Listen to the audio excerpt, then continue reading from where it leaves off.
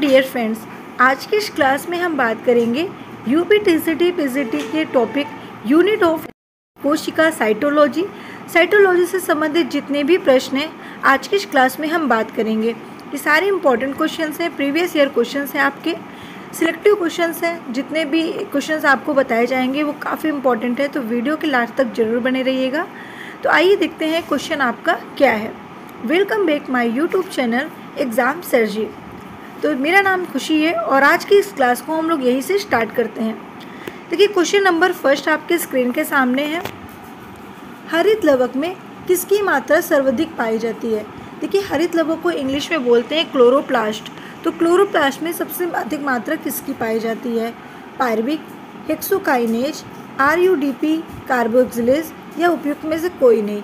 तो आपका right answer होना चाहिए ऑप्शन डी, उपयुक्त में से कोई नहीं। हरित लवक इनमें से किसी में भी नहीं पाया जाता है।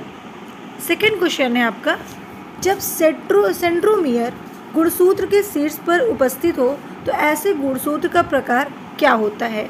देखिए सेंट्रोमियर की यहाँ पे बात कर रहे हैं, इसको हिंदी में बोलते हैं तारक काय। ठीक है, तारक काय बोला जाता है इसे हिंदी में। और ये बैलगाड़ी के पहिए के आकार की संरचना होती है। ठीक है, तो यहाँ पर पूछा गया है कि गुणसूत्र के शीर्ष पर उपस्थित हो तो ऐसे गुणसूत्र का प्रकार होगा। तो क्या होगा आपको बताना है, उप मेट्रोसेंट्रिक। तो राइट आंसर इसका ऑप्शन डी है। चलिए नेक्स्ट क्वेश्चन पे आते हैं। नेक्स्ट है, गोल्जी काय निर्माण से संबंधित है। गोल्जी काय किसके निर्माण से संबंधित है? तो गोल्जी काय की यदि हम बात करते हैं, कोशिका श्रावण। गोल्जी काय का फंक्शन होता है कोशिकी का श्रावण करना। ठीक है, इसलिए राइट आंसर ऑप्शन बी है। गोल्जी काय की यदि हम बात करते हैं तो गोल्जी काय को हम कैमिलो गोल्जी, ठीक है, इसकी खोज कैमिलो गोल्जी ने की थी और इसे traffic police of the cell भी कहते हैं। इसे traffic police of the cell भी कहा जाता है। ठीक है, याद रखिएगा, वेरी इंपॉर्टेंट है। और इसे हम डिक्टियोसोम भी के नाम से भी जानते हैं। इसके अलावा गोल्जी काय के बहुत सारे अदर नेम हैं। इसे हम गोल्जी काय भी कहते हैं, उपकरण भी कहते हैं। ठीक है, गोल्जी उपकरण के नाम से भी यानी ऑपरेटर्स के नाम से भी जानते हैं। ठीक है, चलिए नेक्स्ट क्वेश्चन पे आते हैं। कोशिका में ग्लाइकोलिपिड तथा ग्लाइकोप्रोटीन बनने का स्थल है। देखिए कोशिका में ग्लाइकोलिपिड और ग्लाइकोप्रोटीन की अगर हम बात करते हैं यहाँ पर, तो आपको याद रखना है कि इसका क्या राइट आंसर होगा, ऑप्शन डी गोल्जी काय। यानी कि गोल्जी काय का मेन फंक्शन जो होता है वो कोशिका में ग्लाइकोलिपिड और ग्लाइकोप्रोटीन बनता है। ठीक है, इसलिए इसका राइट आंसर ऑप्शन डी होगा। देखिए राइबोसोम की बात करते हैं, तो राइबोसोम की खोज किसने की थी? तो आपको बताना है पैलाडे ने राइबोसोम की खोज की थी। ओके, और लाइसोसोम की बात की जाए जिसे हम सुसाइडल बैग या आत्महत्या थैली के नाम से भी जानते हैं, इसकी खोज किसने की थी? तो डी डुवे ने किसकी खोज की थी? लाइसोसोम की थी। लवक की बात करें तो लवक की खोज हिक्केल नामक एक साइंटिस्ट थे जिन्होंने लवक की खोज की थी। नेक्स्ट है, सर्वप्रथम अर्धसूत्र विभाजन खोजा गया है। ठीक है, किसने खोजा है अर्धसूत्र विभाजन को? तो आपको बताना है फॉर्मर और मूरे द्वारा। ठीक है, फॉर्मर और मूरे द्वारा अर्धसूत्र विभाजन की खोज की गई है। नेक्स्ट है, डिप्लोटीन संबंधित है। डिप्लोटीन किससे संबंधित है? तो डिप्लोटीन जो होता है वो अर्धसूत्र विभाजन और प्रोफेज फर्स्ट से संबंधित है। इसलिए इसका राइट आंसर क्या होगा, बी और सी। ठीक है, राइट आंसर ऑप्शन डी बिल्कुल करेक्ट है। नेक्स्ट है, अर्धसूत्र विभाजन कि किस अवस्था में क्रॉसिंग ओवर होती है? देखिए अर्धसूत्री विभाजन की बात यहाँ पे कर रहा है कि किस में क्रॉसिंग होती है। ठीक है, तो किस में होती है भाई? तो आपको याद रखना है कि अर्धसूत्री विभाजन जो होता है वो इंटरफेज में होता है। तो राइट आंसर ऑप्शन सी है। नेक्स्ट आपका है, अर्धसूत्री कोशिका विभाजन होता है। देखिए अर्धसूत्री कोशिका विभाजन किस में होता है? तो अर्धसूत्री कोशिका विभाजन जो होता है वो पुष्पकली में होता है। तो पुष्पकली राइट आंसर है ऑप्शन सी। नेक्स्ट है, एसिटोकॉर्मीन का इस्तेमाल किस में भेद करने के लिए किया जाता है? एसिटोकॉर्मीन की बात हम यहाँ पे कर रहे हैं, तो याद रखना है यूक्रोमेटिन और हेट्रोक्रोमेटिन के लिए इस्तेमाल करते हैं इसको, इसलिए राइट आंसर ऑप्शन डी है। नेक्स्ट है, एंडोप्लाज्मिक रेटिकुलम के कार्य। देखिए इंडोप्लाज्मिक रेटिकुलम, जिसको शॉर्ट में ER के नाम से भी जाना जाता है। ठीक है, तो याद रखना है आपको, ER को हम इंडोप्लाज्मिक रेटिकुलम भी कहते हैं। इसकी खोज किसने की थी? तो इंडोप्लाज्मिक की खोज जो की थी वो पोर्टर एक साइंटिस्ट थे जिन्होंने इंडोप्लाज्मिक रेटिकुलम की खोज की थी। ठीक है, और याद रखिएगा इसमें पूछा गया इसका फंक्शन क्या होता है। तो इंडोप्लाज्मिक रेटिकुलम में 2 टाइप्स के होते हैं, एक आपका होता है खुरदरी अंतःपृथ्वी जालिका और चिकनी अंतःपृथ्वी जालिका। यानी कि खुरदरी बोले तो हम उस इंग्लिश में बोलते हैं स्मूथ इंडोप्लाज्मिक। ठीक है, एक आपका होता है स्मूथ इंडोप्लाज्मिक रेटिकुलम और एक आपका होता है रफ इंडोप्लाज्मिक रेटिकुलम। तो 2 टाइप्स के होते हैं और दोनों के अलग अलग फंक्शन होते हैं। ठीक है, तो यहाँ पर इंडोप्लाज्मिक रेटिकुलम की बात की गई है। तो इंडोप्लाज्मिक रेटिकुलम का अगर आपसे पूछा जाए तो आपको बताना है कि पहला तो आपका यहाँ पे हो गया लाइपोप्रोटीन एवं ग्लाइकोजन उत्पादन, दूसरा ट्रांसलोकेशन, तो इसलिए राइट आंसर क्या होगा। और तीसरा आपका दिया मैकेनिकल स्पॉट, तो इसलिए राइट आंसर उपयुक्त सभी होगा। ठीक है, यानी कि तीनों इसका फंक्शन है इंडोप्लाज्मिक रेटिकुलम का। याद रखिएगा इंडोप्लाज्मिक रेटिकुलम के टाइप्स की बात अगर पूछा जाए तो 2 टाइप्स के आपके होते हैं। ठीक है, आपसे ये भी क्वेश्चन एग्जाम में पूछा जा सकता है। नेक्स्ट है पॉलीएडेनाइलेशन में होता है। ठीक है, पॉलीएडेनाइलेशन, हाँ ठीक है, में होता है, क्या होता है तो आपको बताना है इसमें होता है क्या, पॉली ए पूंछ को 3 सिरे पर जोड़ना। इसलिए राइट आंसर क्या बताएंगे आप लोग, ऑप्शन डी। ओके, तो आपका राइट आंसर हो जाएगा ये। ठीक है, पूछा जाए कि पॉलीएडेनाइलेशन में होता है, right answer option D. Next है DNA पॉलीमेरेज सर्वाधिक क्रियाशील होता है, किसमें सबसे ज़्यादा क्रियाशील होता है, तो सबसे ज़्यादा अगर क्रियाशील पूछा जाए तो इस अवस्था में होता है, इसलिए राइट आंसर ऑप्शन सी। चलिए नेक्स्ट पे आते हैं। नेक्स्ट क्वेश्चन आपका क्या है यहाँ पर, निम्नलिखित में से कौन सा कोशिकांग DNA रहित होने पर भी द्विगुणन में समर्थ है। देखिए अगर हम पूछा जाए कि कौन सा कोशिकांग DNA रहित होने पर भी तो द्विगुणन में सामर्थ्य है, तो यहाँ पर याद रखना है आपको बताना है सेंट्रियोल।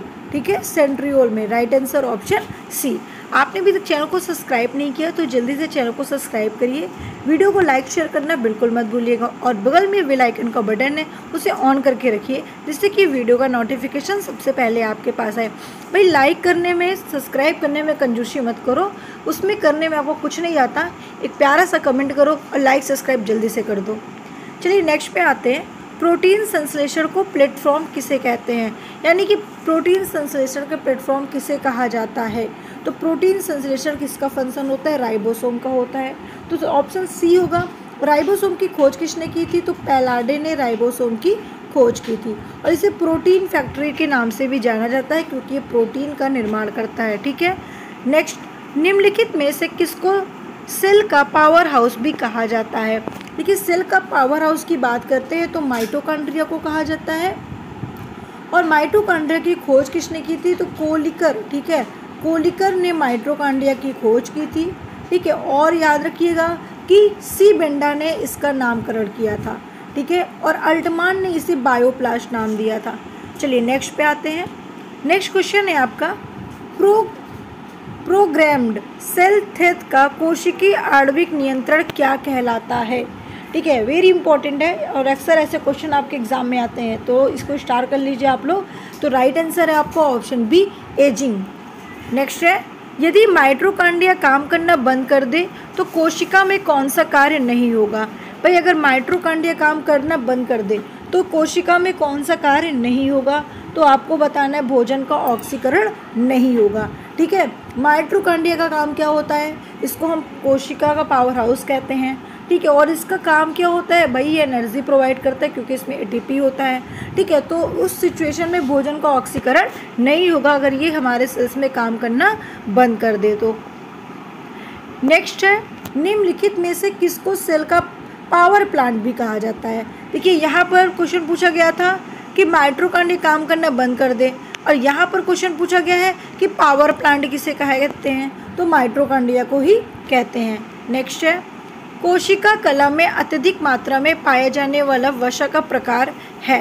देखिए कोशिका कला में जो सबसे अधिक, ठीक है, अत्यधिक मात्रा में जो पाया जाने वाला वसा का प्रकार है उसकी बात करें तो आपको बताना है फास्फोलिपिड, यानी राइट आंसर ऑप्शन बी।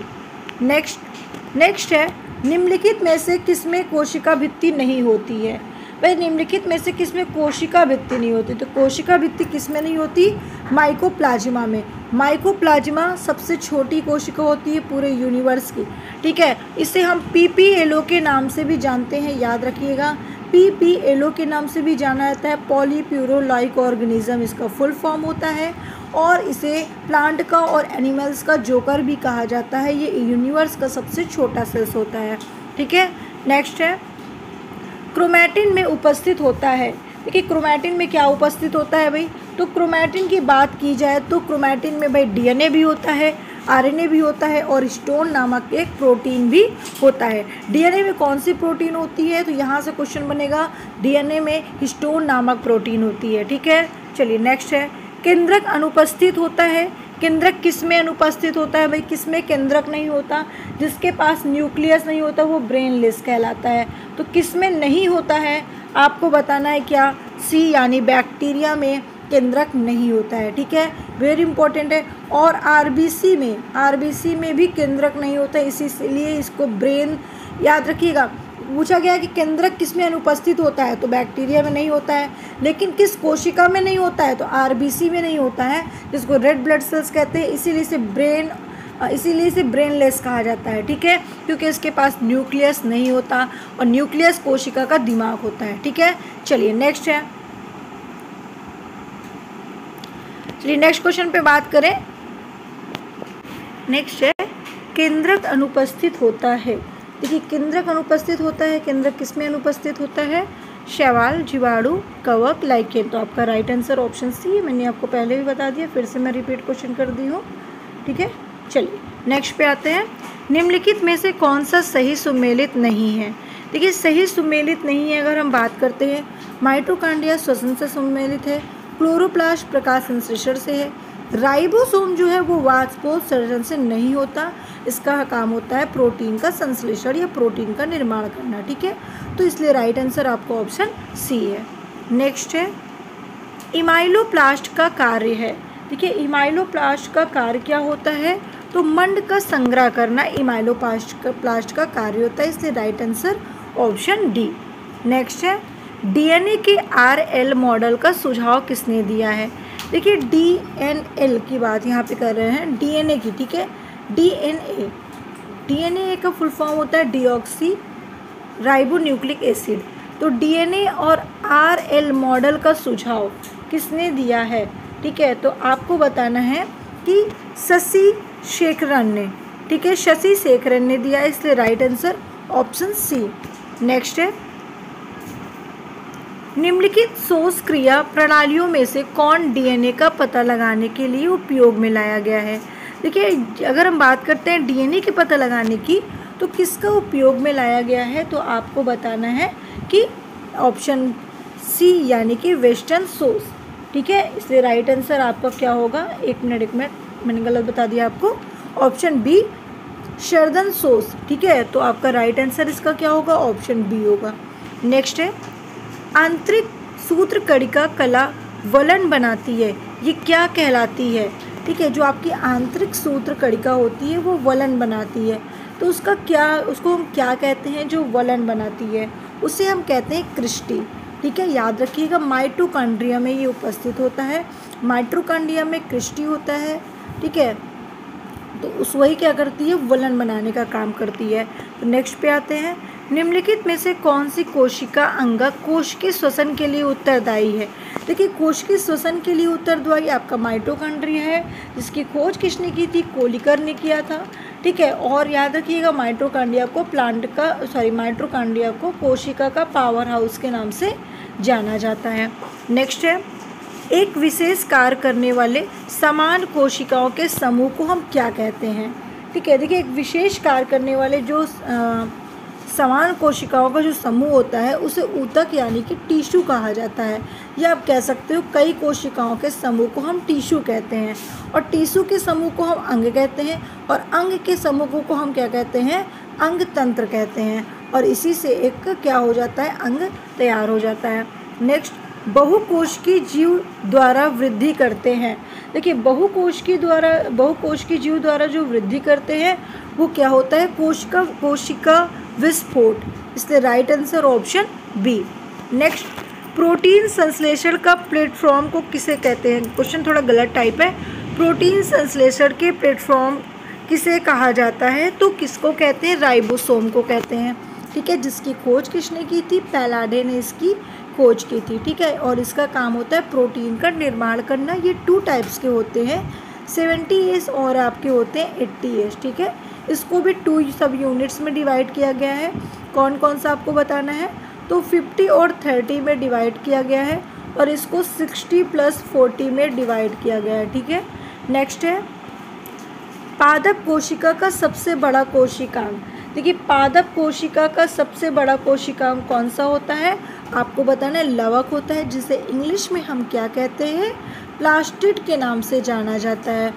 ठीक है, प्लास्टिड के नाम से जाना जाता है। और ये कितने टाइप्स के होते हैं, तो आपको बताना है 3 टाइप्स के होते हैं। कौन कौन से, क्लोरोप्लास्ट, क्रोमोप्लास्ट और ल्यूकोप्लास्ट होते हैं। नेक्स्ट है कोशिका की सबसे बाहरी दीवार का नाम बताइए। देखिए कोशिका की सबसे बाहरी दीवार को प्लाज्मा झिल्ली कहा जाता है। ठीक है, या प्लाज्मा मेम्ब्रेन कहा जाता है। चलिए नेक्स्ट पे आते हैं। नेक्स्ट क्वेश्चन, मनुष्य की साइनाइड द्वारा मृत्यु हो जाती है क्योंकि यह कार को प्रभावित करता है। तो यह किस कार को प्रभावित करता है, आपको बताना है। इसका राइट आंसर क्या है, तो आपको बताना है कि साइटोक्रोम ऑक्सीडेज का कार्य करता है, इसलिए इसका राइट आंसर ऑप्शन ए है। नेक्स्ट है माइटोकॉन्ड्रिया रहित कोशिका है, मतलब माइटोकॉन्ड्रिया के बिना कौन सी कोशिका है, तो अंडा। ठीक है, आपका राइट आंसर क्या होगा, option C. Option C right answer है। चलिए नेक्स्ट पे आते हैं। नेक्स्ट क्वेश्चन है कोशिका में पेप्टाइड संश्लेषण होता है। ठीक है, कोशिका में वही पेप्टाइड संश्लेषण होता है। इसका राइट आंसर क्या है, जल्दी से कमेंट करिए। आपके 3 से 4 क्वेश्चन बचे हैं और देखते हैं कितने स्टूडेंट हमारे हैं जिसका आंसर आप सभी लोग बताते हैं। तो ये 3 क्वेश्चन हम आपके लिए छोड़ रहे हैं। कोशिका में पेप्टाइड संश्लेषण होता है, ऑप्शन ए माइटोकॉन्ड्रिया में, क्लोरोप्लास्ट में, राइबोसोम में या केंद्रक में।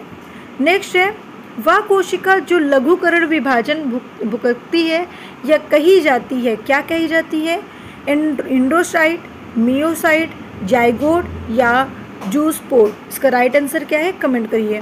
नेक्स्ट है कौन सा एंजाइम CC तथा CN बंध के टूटने को उत्प्रेरित करता है, हाइड्रोलिसिस, ऑक्सीडेसिस या डिस्मोलेसिस या सभी। नेक्स्ट एंड लास्ट क्वेश्चन है आपका, DNA में पाई जाने वाली शर्करा क्या कहलाती है, फ्रैक्टोज, ग्लूकोज, राइबोसोम, डीऑक्सीराइबोसोम। तो राइट आंसर क्या है, हमें कमेंट करिए। वीडियो कैसी लगी हमें कमेंट करके ज़रूर बताइएगा और ऐसे ही वीडियो देखने के लिए चैनल को सब्सक्राइब करके रखिए।